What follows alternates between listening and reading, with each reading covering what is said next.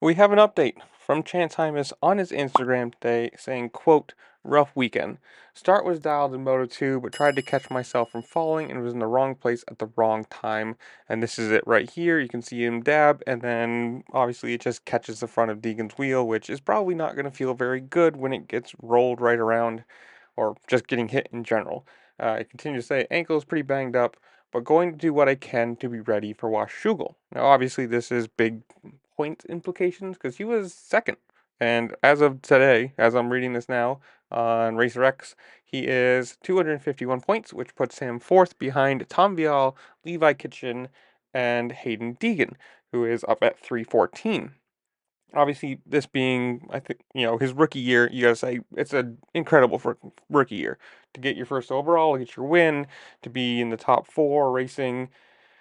It's an incredible year for him. I mean, you can't say anything bad, and if he ends up missing a round or two because his ankle is hurt, it's it's sad to see, but this is a definite positive year for him and for Honda. They've got somebody young, talented, fast, competitive, everything you're looking for in a rider.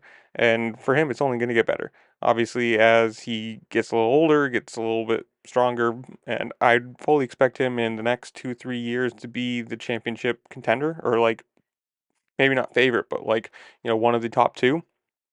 But comments below, you guys tell me, what do you think of the crash? What do you think of the race?